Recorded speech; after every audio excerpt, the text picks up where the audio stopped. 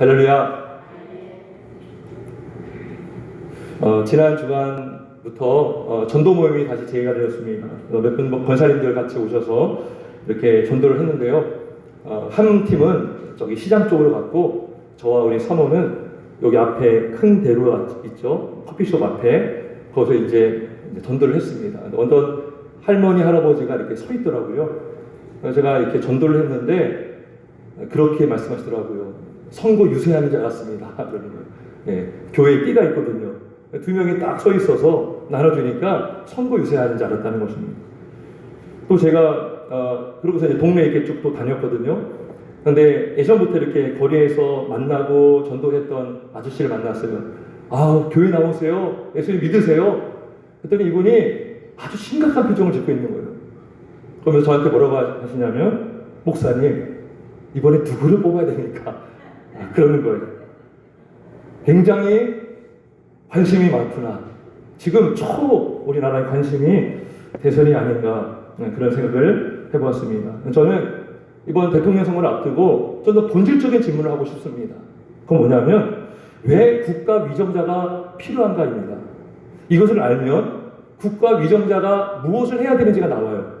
그렇지 않겠습니까? 그리고 이러한 위정자를 누가 세우는가, 그리고 우리는 어떻게 해야 되는가, 이거입니다. 우리 어린이들도 있는데요, 오늘 잘 듣길 바랍니다. 먼저는 여러분, 국가 위정자는 왜 필요합니까? 그 답을 우리는 성경에서 찾아야 됩니다. 성경 오늘 13장 4절 한번 보겠습니다. 4절 보면 이런 말씀이 있습니다. 그는 하나님의 사역자가 되어 내게 선을 베푸는 자니라. 그러나 내가 악을 행하거든 두려워하라. 그가 공연히 칼을 가지지 아니하였으니 곧 하나님의 사역자가 되어 악을 행하는 자에게 진노하심을 따라 보응하는 자니라. 지금 국가 권세자, 위정자죠. 위정자에게는요, 칼이 주어져 있어요. 이게 뭐냐면 공권력이 있다는 것이죠. 그래서 국가 위정자의 가장 중요한 일은 뭐냐면, 선을 행한 자에게는 보상을 주고 악을 행한 자에게는 보응을 하는 것입니다. 오늘 4절에 분명히 말씀하고 있죠. 그러니까 선한 자들을 보호해 주는 것입니다. 여러분, 선한 자들이 선한 일을 하는데요, 보호를 받지 못해요. 오해를 받고요, 억울한 일을 당하면 안 되겠죠. 그래서 선한 자들이 보호를 받고 더 선한 일을 할 수 있도록 격려해 주는 일을 하는 게 국가 위정자들의 역할이고요, 악인들의 악행을 막아주는 역할을 해야 되는 것입니다. 그죠? 악인들이 악행을 하지 않아야 선한 사람들이 보호를 받겠죠. 그죠? 그래서 그들을 제지하고 때로는 처벌도 하고, 또 그들이 악을 행하지 않고 선한 일을 하도록 교정도 하고, 이렇게 일을 해야 되는 것입니다. 비슷한 말씀이 베드로전서 2장 13절 14절에 있는데, 나중에 한번 찾아보세요. 제가 읽어보겠습니다. 이런 말씀이 있어요. 인간의 모든 제도를 주를 위하여 순종하되, 혹은 위에 있는 왕이나 혹은 그가 악행하는 자를 징벌하고 선을 행하는 자를 포상하기 위하여 보낸 총독에게 하라. 여기도 분명히 나오죠. 그러니까 총독과 왕의 역할은 뭐냐면, 악행하는 자를 징벌하는 일을 하고 선행하는 자를 포상하는 일을 한다는 것이죠. 여러분, 그래서 이러한 위정자가 있기 때문에 국민들은 보호를 받는 것입니다. 법의 보호를 받고, 법에 있잖아요. 국민들은 보호를 받을 수 있는 것입니다. 근데 정부가 없고 위정자가 없다면 무질서해지고 국민은 안전과 생명과 보호를 보장받을 수가 없는 거죠. 그래서 정부가 필요한 것이고, 정부에서 일할 국가 위정자가 필요한 것입니다. 여러분, 그러면 이러한 위정자를 누가 세우는가? 이게 중요합니다. 누가 세우는가? 자, 13장 1절 한번 보겠습니다. 각 사람은 위에 있는 권세들에게 복종하라. 권세는 하나님으로부터 나지 않음이 없나니 모든 권세는 다 하나님께서 정하신 바라 라고 말합니다. 누가 권세자를 정하십니까? 하나님이 정하시고 하나님으로부터 권세자가 세워진다는 것입니다. 우리나라는 다 아시겠지만 민주공화국이고 대통령제를 택하고 있어요. 대통령도 국민의 투표를 통해서 직선 뽑고, 국회의원도 투표를 통해서 우리는 세웁니다. 인간의 투표를 통하지만 세우는 분이 누구시라고요? 하나님이라는 것입니다. 우리가 투표해서 세워지면 하나님이 세우셨다, 하나님이 정하셨다라고 우리는 믿어야 되는 것입니다. 왜냐하면 모든 권세가 하나님으로부터 나지 않음이 없기 때문임을 성경이 말씀하고 있기 때문인 것입니다. 옛말에도 이런 말을 하자요. 대통령은 하늘에서 낸다라는 말을 해요. 옛말에도 하물며 성경에서 이런 말을 한다면 믿어야 되지 않겠습니까? 그래서 하나님이 세우시고 하나님으로부터 나오기 때문에 위정자를 뭐라고 하느냐? 그냥 사역자가 아니라 성경은 하나님의 사역자라고 말합니다. 놀랍지 않습니까? 4절에 보면 하나님의 사역자가 되어 라고 합니다. 사역자가 되어. 선을 베푸는 자니라. 하나님의 사역자가 되어 악을 행하는 자에게 진노하심을 따라 보응하는 자니라 라는 것이죠. 여러분, 교회에서 일꾼을 세울 때 교회 일꾼만이 하나님의 사역자가 아니라 국가를 위해서 세워진 위정자도 하나님의 사역자라고 성경은 말씀하고 있습니다. 그렇다면 위정자는 어떤 사람이 하는지 알 수 있어요. 이건 딱 나옵니다, 이제. 자, 위정자는 어떤 사람입니까? 쉬워요. 하나님의 사역자잖아요. 누구를 대리해서 일하는 자예요? 하나님을 대리해서 일하는 거죠. 하나님의 일꾼이잖아요. 하나님의 일꾼을 세우셨겠어요. 하나님을 대리해서 일을 하라고 세우신 게 하나님의 사역자죠. 하나님의 일꾼인 것이죠. 그러면 자 보세요. 오늘 4절에 보면 하나님의 사역자가 되어 내게 선을 베푸는 자니라 하면서 끝에 보면 악을 행하는 자에게 진노하심을 따라 보응하는 자니라. 누가 진노하시는 거예요? 하나님이 진노하시는데 그 진노하심을 따라 누가 보응해요? 하나님을 대신해서 위정자가 보응한다는 것이죠. 그러면 하나님의 사역자가 일을 잘하면 누가 영광 받습니까? 하나님이 영광 받는 거예요. 그게 하나님의 사역자의 일이에요. 하나님의 사역자가 일을 잘하면 하나님의 영광을 받습니다. 하나님의 공의와 사랑이 드러나기 때문이죠. 여러분, 선을 행하는 자에게 선을 행하는 것, 보상을 주는 것, 이건 하나님의 사랑을 실천하는 것이고요. 악을 행하는 자에게 보호하는 건 하나님의 공의를 실천하는 거죠. 그러면요, 위정자는 어떠한 사람이어야 하는지 딱 나와요. 두 가지가 있습니다. 첫 번째는 국가 위정자는 정의로운 자가 되어야 됩니다. 왜냐하면 하나님이 정의로우신 분이기 때문입니다. 하나님이 공의로우신 분이기 때문입니다. 그래서 우리가 정직한 자가 되어야 된다. 그게 여기서 나오는 거예요. 정의로운 자, 공의로운 자. 자, 보세요. 선을 행한 자를 보상하고 악을 행한 자를 벌한다는 것은 위정자가 정의롭게 정치한다는 거예요. 정의롭게 일을 처리하고 있다는 거죠. 만약에 선을 행하는 자에게 벌을 주고 악을 행하는 자에게 상을 주면 정의롭지 않죠. 그게 불의한 나라가 되는 겁니다. 부정한 나라가 되는 거고 불공정한 나라가 되는 거예요. 잠언 29장 4절에 이런 말씀이십니다. 왕은 정의로 나라를 견고하게 하나 뇌물을 억지로 내게 하는 자는 나라를 멸망시키느니라 라고 말씀해요. 정의로 나라를 견고하게 한다는 거예요. 정의롭게 질서 있게 나라를 다스린다는 거죠. 근데 뇌물을 억지로 내게 하면 나라가 멸망한다는 거예요. 자, 여기서 정의는요, 제가 원어를 보니까요, 법률 또 재판이라고 되어 있어요. 재판. 법률 뭐예요? 법으로 통치한다는 거예요. 법치국가가 그래서 하는 거예요. 법으로 통치할 때에 나라는 정의를 이룰 수 있고 견고하게 된다는 것이죠. 근데 법치를 따르지 않아요. 뇌물을 받으면 잘해주고 안 해주면 나쁘게 해주고 나라가 멸망한다는 거죠. 부패하게 되고 권력자에게 붙게 되고 부정부패가 만연하게 되는 것입니다. 여러분, 입법부, 행정부, 사법부가 있죠. 근데 위정자들이요, 뇌물을 받고 일한다면 어떻게 될까요? 수사를 해야 되는데 뇌물을 받았어. 눈 감아줘. 수사를 안 해요. 재판관들이 이거 분명히 이거 범죄가 확실한데 땅땅땅 유죄해야 되는데 그 사람 뇌물을 받았어요. 무죄하면 어떻게 될까요? 정의로운 나라가 안 되는 거죠. 위정자는 정의로워야 된다는 거예요. 잠언 17장 23절을 말씀합니다. 악인은 사람의 품에서 뇌물을 받고 재판을 굳게 하느니라. 재판이 굽어진다는 거예요. 악인은 법대로 질서 있게 하는 것이 아니라 뇌물을 받고 일하는 자인데, 뇌물을 받으니까 재판이 어떻게 되겠어요? 굳게 된다는 것입니다. 그래서 잠언 29장 2절에 이런 말씀을 합니다. 의인이 많아지면 백성이 즐거워하고 악인이 권세를 잡으면 백성이 탄식하느니라 라는 거예요. 의인은 정의롭게 일하는 자를 말해요. 나라가 공정하게 돌아가고 정의롭게 돌아가면 백성이 즐거워하겠죠. 안전을 느끼겠죠. 안정감을 느끼겠죠.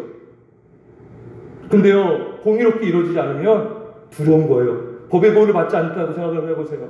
내 생명이 불안하고 내 재산이 불안하고 어떤 내 안전이 위협을 받을 수가 있다는 것입니다. 그래서 악인이 권세를 잡으면 백성이 고통을 받고 탄식을 한다라고 성경은 말씀하고 있습니다. 따라서 여러분, 위정자는요, 정의로운 자라는 것은 법을 잘 수호하는 자가 된다는 것입니다. 특별히 헌법을 수호하는 자가 되어야 되는 것입니다. 헌법은 무엇보다도 국민의 안전과 생명과 자유와 재산 등을 보호하도록 만들어진 게 헌법이에요. 헌법에 만들어진 취지가 1차적인 게 바로 국민의 기본권을 보장하도록 만들어진 게 헌법입니다. 그래서 헌법 보면 66조 2항을 제가 보니까 대통령은 국가의 독립, 영토의 보전, 국가의 계속성과 헌법을 수호할 책임을 진다. 그러니까 대통령이 헌법을 수호할 책임을 지는 게 정말 중요합니다. 왜냐하면 헌법이 국민을 보호해주고 기본권을 보장해주기 때문이죠. 헌법을 부정하면 국민은 불안할 수밖에 없는 것입니다. 그래서 대통령이 헌법의 정신을 가지고 헌정 정치를 이루는 게 참 중요합니다. 그럴 때 헌법이 명시한 대로 모든 국민은 법 앞에 평등할 수가 있고 누구든지 법의 보호를 받고 모든 연령에서 차별을 받지 않을 수 있는 거예요. 자, 근데 이런 질문이 있을 수 있어요. 정의로운 위정자가 되면, 하나님은 공의롭다고 했는데 위정자가 하나님을 믿지 않으면 어떡할까? 아니, 공의로운 하나님을 믿어야 공의로운 지도자가 되지 않겠습니까? 이런 생각할 수 있다는 것이죠. 기독교인은 당연히 위정자를 생각할 때 믿음을 생각하지 않을 수가 없습니다. 믿음 있는 자가 되기를 바랍니다. 당연한 것이겠죠. 하나님을 두려워할 줄 아는 지도자. 여러분들요, 교회는 교회와 달리 국가 위정자는 신앙이 없는 자라도 세워질 수 있습니다. 자, 오늘 13장 1절에 각 사람은 위에 있는 권세들에게 복종을 하여서 이 권세가요, 이 당시에 누구를 말할까요? 이 당시에 로마의 위정자들을 말합니다. 로마 황제, 위정자.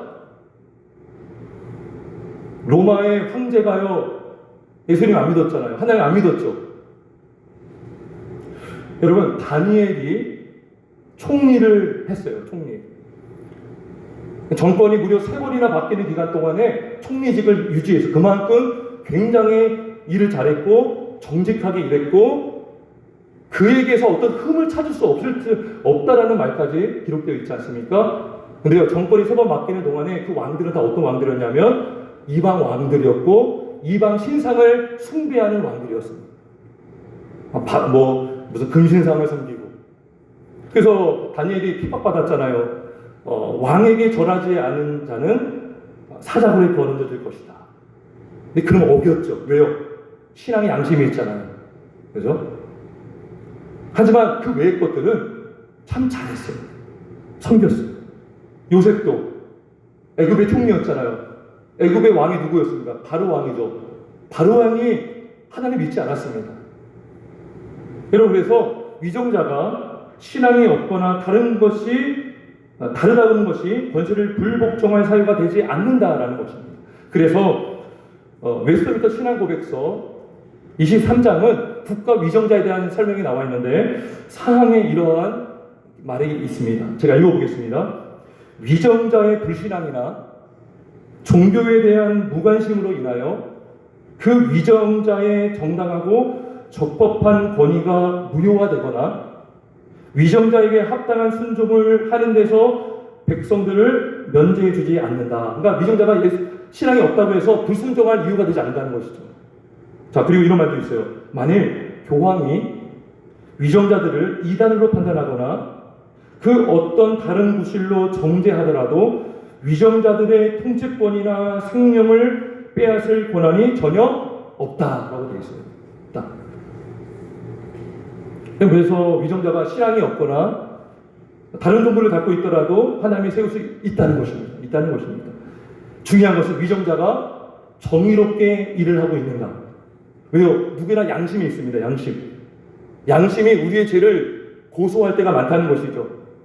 그래서 일반 사람들도 양심이 있기 때문에 그 양심의 법을 따라서 정의롭게 일할 수 있다는 것이죠. 하나님이 그래서 다 양심을 주셨어요. 누구에게나. 특별히 위정자가 이 헌법을 중시하고 정의롭게 정치해간다면 국민들은 헌법의 보호를 받을 수 있는 것이죠. 생명을 보호받고 자유를 갖고 재산권을 보호받을 수 있는 것입니다. 여러분 제가 헌법 하는데요. 헌법이 너무나 중요해서 그래요. 헌법은 여러분 단순한 법이 아닙니다. 헌법은요 그 어떠한 법보다도 인간의 기본권을 강력하게 보장해주고 강조하는 최고의 규범이 바로 헌법이에요. 헌법. 그래서 헌법을 자연법이라 해요. 자연법. 이게 뭐냐면요 인간은 태어날 때부터 부여되는 게 있는데 생명이 부여되고 자유가 부여되고 재산이 부여된다라고 믿어요. 옛날부터 그랬어요. 근데 이거 하나님부터 나온 거거든요. 그래서 이 헌법의 뿌리가 이 자연법에 있고요. 그래서 천부 인권 사상이라는 게 있어요. 인권은 누가 줬느냐? 천부가 줬다는 거예요. 이거를 믿지 않는다도 이거는 법칙에 다 나오는 거예요. 천부 인권. 이 기본권을 누가 줬냐는 거예요. 여러분, 사람이 사람에게 인권 줄 수 있어요? 못하는 거예요. 사람 이상, 사람을 초월하는 존재가 우리에게 줄 수 있는 거예요. 하나님만이 줄 수 있죠. 그래서 1776년 7월 4일에 미국이 독립을 했습니다. 그때 독립선언문이 선언했는데 그 앞에 이런 말이 나와요. 제가 읽어보겠습니다. 우리는 모든 인간이 동등하게 창조되었으며 창조주에게 생명, 자유, 그리고 행복을 추구할 권리와 같은 양도할 수 없는 권리를 부여받았다. 헌법에는요, 행복 추구권이 여기 있어요. 그래서 이 미국 헌법의 뿌리가 되었고, 우리나라도 이러한 자연법에 근거해서 1948년 7월 17일 날 헌법이 제정이 된 거예요. 그리고 그날요, 한 목사님이 기도하고 헌법이 선포가 되었어요. 헌법을 보면 하나님의 창조 사상이 드러나요. 왜 인권을 말하는가? 하나님이 우리를 만드셨기 때문인 거예요. 하나님의 형상대로 지음 받았기 때문인 거예요. 그러게 우리에게는 생명이 좋고, 하나님의 주신 생명이 있고, 하나님의 주신 자유가 있고, 이 재산도 여러분 하나님이 다 주신 거예요. 그래서 국가 위정자가 하나님을 믿으면 너무 좋겠지만, 그렇지 않더라도 그가 최소한 헌법의 정신을 갖고 있고 헌법의 가치를 중요하게 여긴다면, 그리고 정의롭게 나를 다스려 국정을 운영해 간다면 위정자가 될 자격이 있다는 것입니다. 하나님은요, 헌법을 만들게 했어요. 그래서 성도들도 국가에서 보호를 받을 수 있도록, 그래서 헌법을 잘 지키는 위정자를 통해서 하나님은 하나님의 일을 하심을 믿습니다. 그는 정의롭고 공의로운 하나님의 사역자가 될 수가 있습니다. 그래서 첫 번째는 정의로운 자가 되어야 됩니다. 두 번째는요, 너무나 당연한 거지만 국민을 사랑하는 자가 위정자가 되어야 됩니다. 왜냐하면 하나님은 사랑이기 때문인 것입니다. 지금 계속 똑같은 패턴이죠. 하나님이 공의롭기 때문에 공의로운 제자가 되어야 되고, 하나님이 사랑이기 때문에 사랑하는 제자가 되어야 돼요. 왜요? 그럴 때 하나님의 속성을 드러낼 수 있기 때문인 것입니다. 여러분, 그러면 위정자가 국민을 사랑하는 게 뭐로 드러나요? 그건 법을 통해서 나타납니다. 여러분, 법들이 다 뭐예요? 국가에 필요한 것들을 만들 수도 있고 때로는 바꿀 수도 있고, 그죠? 약자를 보호하는 법이 필요하다. 오, 이거 있어야겠다. 제정이 될 수 있는 거죠.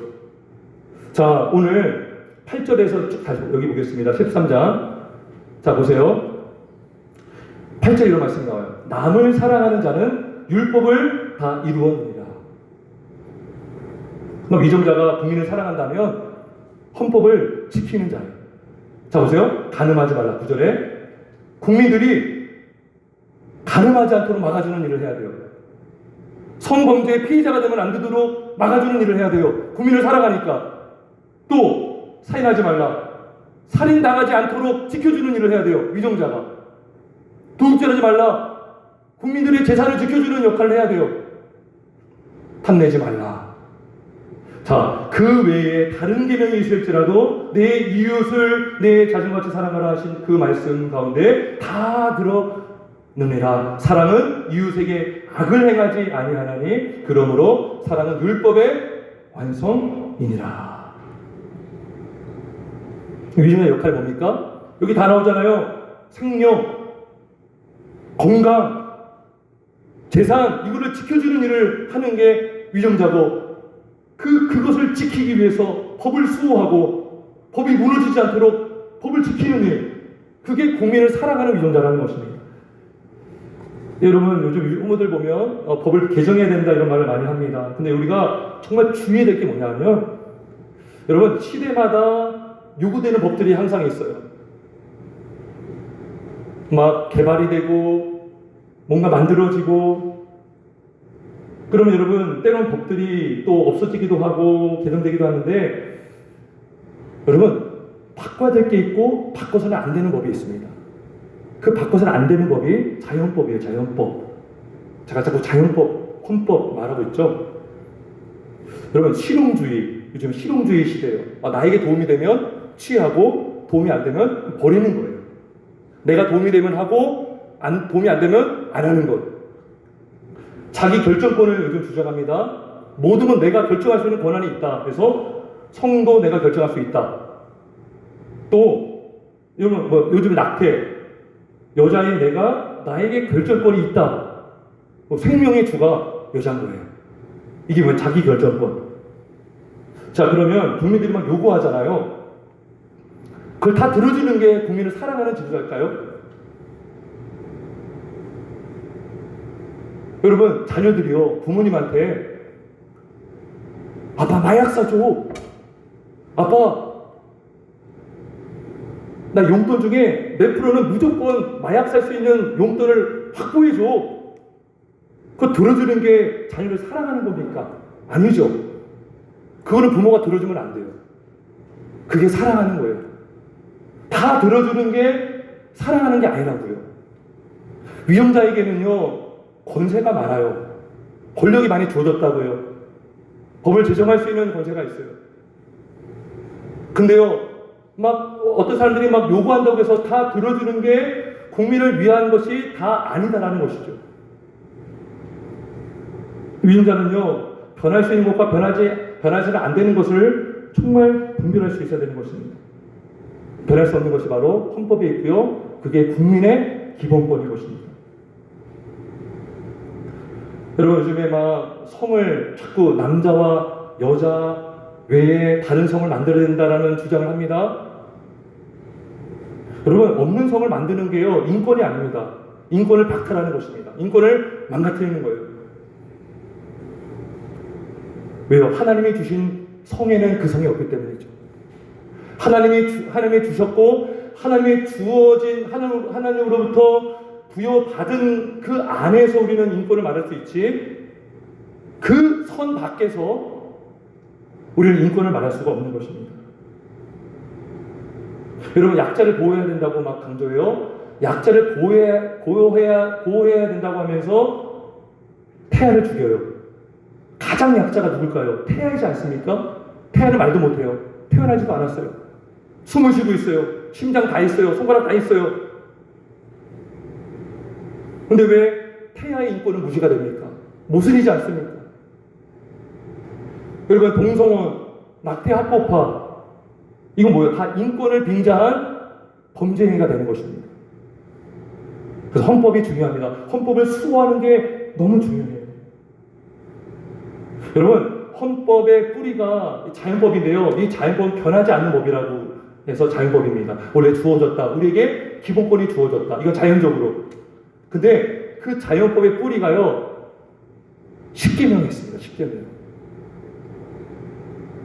여러분, 십계명 하면 우리가 무엇을 해야 된다 의무만 생각하죠. 근데 십계명을 통해서 우리의 인간의 기본권이 보장이 됩니다. 여러분, 성도는요 왜 구원받았습니까? 하나님을 예배하도록 구원받았습니다. 예배는요 인간의 창조받은 가장 중요한 이유 중에 하나입니다. 이건 가장 인간의 기본권 중에 기본권입니다. 그래서 십계명이 이걸 보장해주고 있어요. 어떻게 하죠? 1계명부터 4계명까지 하나님을 예배하도록 제정해둔 게 십계명, 1계명에서 4계명이죠. 하나님만 예배하고 하나님이 명령하신 방법대로 예배하고 하나님의 이름을 부를 때 경외하면서 부르고 하나님이 정하신 안식일 주일에 함께 모여서 예배하라. 십계명이 이거를 보장해주고 있어요. 놀랍게도요 헌법이 이것을 보장해주고 있습니다. 헌법 20조 1항에 보면 모든 국민은 종교의 자유를 가진다 명시하고 있어요. 예배할 수 있는 권리를, 예배권을 보장해주고 있다고요. 그리고 헌법 20조 2항에도 이런 게 기록되어 있어요. 종교와 정치는 분리된다. 근데 이 표현이요 많이 오해를 하고 있어요. 뭐냐면 교회가 정치 이야기를 하면 안 돼, 이렇게 잘못 오해하고 있어요. 어떤 면에서 제가 오늘 이 하는 설교가요, 누구는 야 그건 종교 분리에 어긋나 라고 하시는데 아니죠. 성경이 말하고 있는 걸 말하고 있는 거죠. 종교 분리의 원칙이 나온 이유는 국가가 종교에 간섭을 하면 안 된다라는 취지로 나온 말이에요. 여러분, 청교도들이 왜 영국에서 미국으로 넘어왔습니까? 국가의 탄압을 받았어요. 영국에는요 국교가 있어요. 국교 외에는 다른 걸 믿으면 안 돼요. 그 국가가 정한 기도문을 읽도록 했어요. 우리에게 신앙의 양심이 있잖아요. 그죠? 근데 이거는 이 신앙은요 하나님이 주시는 그 마음으로 해야 되는 거거든요. 근데 영국이 그걸 못하게 했어요. 많은 사람이 죽었습니다. 차별을 받았습니다. 파종인들은 막 쫓겨났습니다. 그래서 미국으로 넘어왔어요. 그리고 미국이 나라를 건립할 때에 이거를 분명히 했어요. 국가가 국교를 만들지 않고 국교는 없다. 그리고 종교 분리가 된다. 이 원칙을 강조했어요. 왜냐하면 본인들이 이 종교 분리 원칙이 안 이루어짐으로 핍박을 받았기 때문에. 그래서 지금도 미국은 기독교 국가가 아니에요. 엄밀히 말하면 많은 종교들이 있습니다. 근데 많은 사람들이 기독교를 갖고 있죠.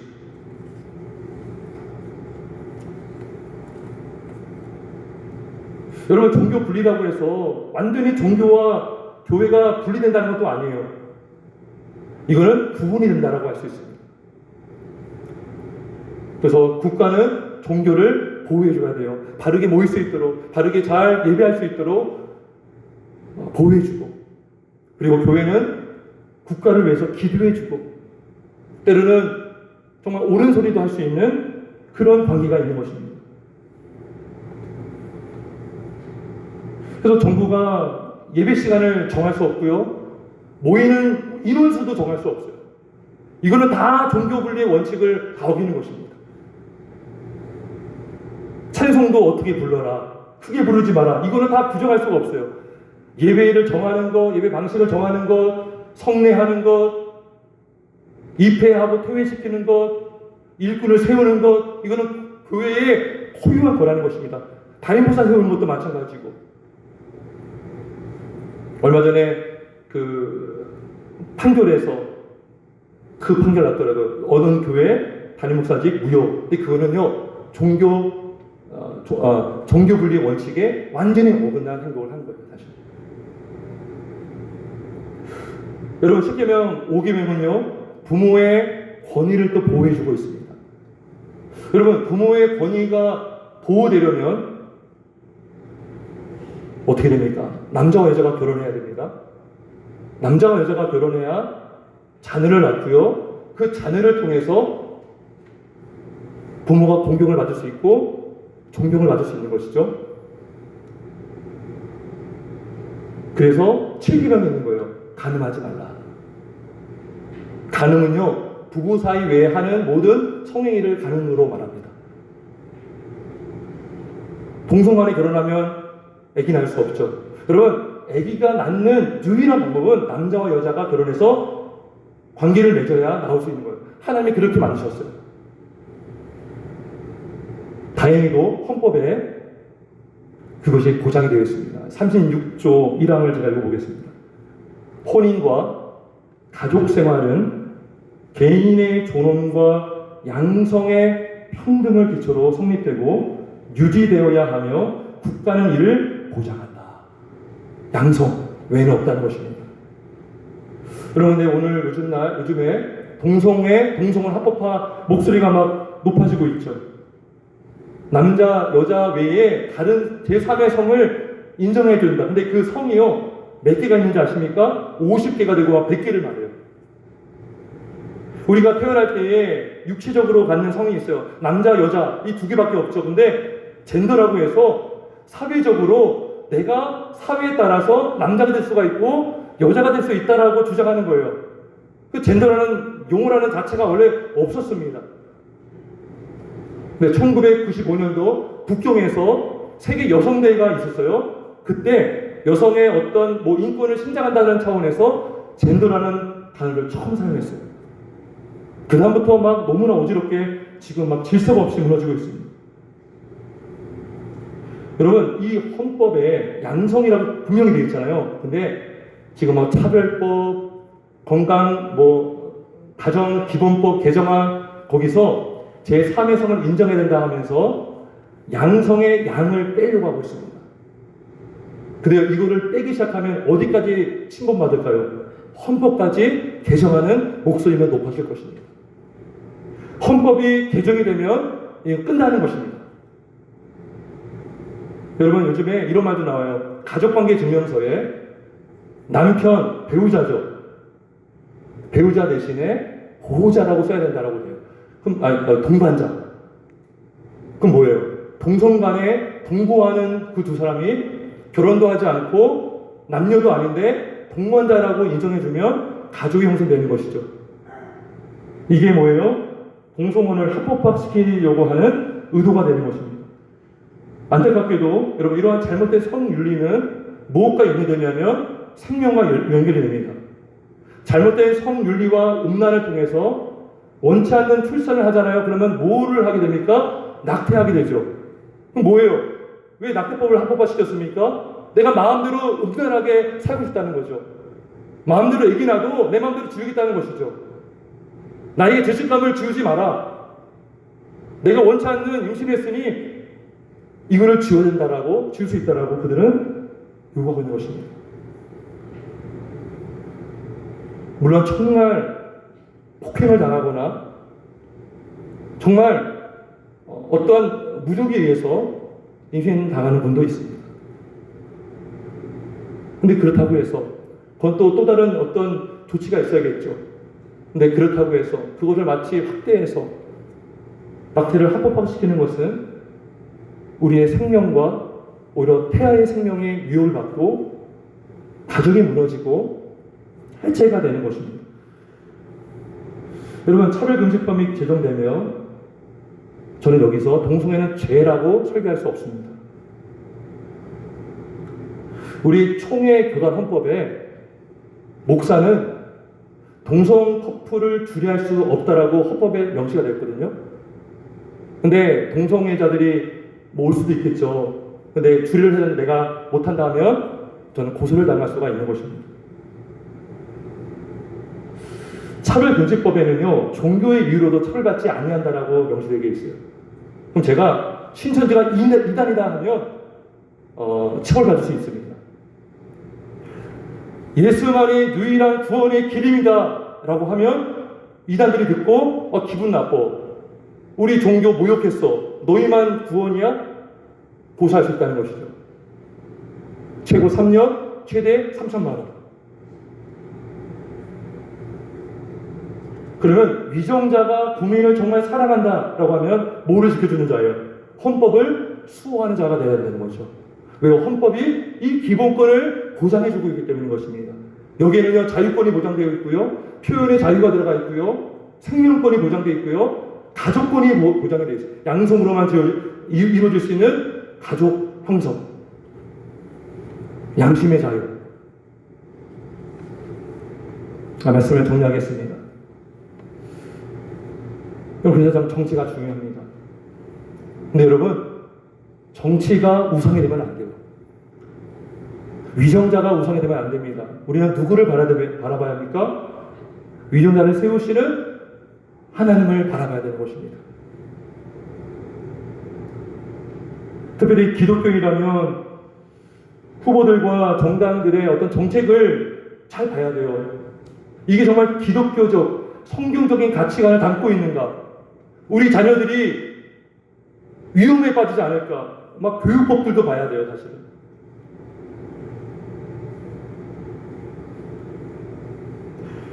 여러분, 이 차별금지법이요, 2007년도부터 입법 예고가 돼서 지금까지 왔는데 합법화되지 않은 이유는요, 교회가 있었기 때문인 것입니다. 기도가 있었고, 몸부림이 있었고, 외침이 있었기 때문에 이 법을 막을 수 있었던 것처럼 우리는 기도해야 되는 것입니다. 여러분, 아무리 정책을 잘 살핀다 해도 우리가 한계가 있습니다. 후보가 어떤 공약을 했어도 잘 이행하지 못할 수도 있어요. 그래서 우리는 정말 기도하면서 우리의 인도를 받아야 되는 것입니다. 왜냐하면 오직 권세는 하나님으로부터 나오기 때문인 것입니다. 잠언 29장 26절에 이렇게 말씀합니다. 주권자에게 은혜를 구하는 자가 많으나 사람의 일의 작정은 여호와께로 말미암느니라. 우리가 사람에게 집중할 때에 기독교인은 하나님께 집중해야 되는 줄 믿습니다. 정말 하나님께서 세우시되 정말 정의롭고 공의롭고 정말 국민을 사랑하는 지도자가 세워줄 수 있길 주님의 이름으로 축원합니다. 하나님의 사역을 잘할 수 있는 나라의 사역자, 하나님의 영광을 드러내는 사역자, 정직한 지도자, 정말 법을 중요시 여기는 사역자. 그래서 국민들이 박해를 받지 않고 생명과 안전과 재산과 또 여러 가지 어떤 이유에서든지 보호가 보장받지 못한 사회가 아니라 보호를 받는 나라. 우리 자녀들이 정말 바른 환경 속에서 배우며 자랄 수 있는 나라. 그래서 하나님의 창조 질서를 거스르는 법이 제정되지 않도록 우리가 기도해야 되는 줄 믿습니다. 디모데 전서 2장 1절 2절에 이런 말씀이 있습니다. 그러면 내가 첫째로 권하노니 모든 사람을 위하여 간구와 기도와 도구와 감사를 하되 임금들과 높은 지위에 있는 모든 사람을 위하여 하라. 이는 우리가 모든 경건과 단정함으로 고요하고 평안한 생활을 하려 함이라. 예, 우리가 위정자를 위해서 기도하는 이유는 우리가 평안한 삶을 살 수 있도록. 여러분, 악인이 권세를 잡고 법이 지켜지지 않으면 국민도 핍박을 받지만 무엇보다 신앙의 박해를 받을 수 있다는 것이죠. 바르게 말씀이 증거되지 못하고 자녀들이 바른 말씀의 교육을 받지 못함으로 방종한 삶을 살게 되고 잘못된 가정을 이룰 수 있다는 것이죠. 그래서 위정자를 위해서 기도하고 그리고 이 나라가 주 안에서 화합될 수 있도록 우리가 나라를 위해서 기도해야 되는 줄 믿습니다. 끝으로 여러분, 이 젠더 문제를 연구하는 한 교수님이 그런 얘기 했어요. 젠더 이슈는 가정과 교회 해체와 연결된다고 그랬어요. 이 젠더는요, 권위를 해체하는 거거든요. 남성 중심의 사회를 이렇게 해체하려고 하는 겁니다. 그러니까 남자가 가정의 머리잖아요. 그거를 해체하기 위해서 하는 운동입니다. 가정이 해체되면 교회와 연결됩니다. 교회에서는 다른 가정관을 말할 수 없습니다.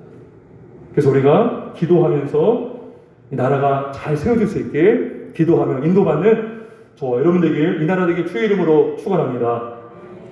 그렇게 기도하겠습니다.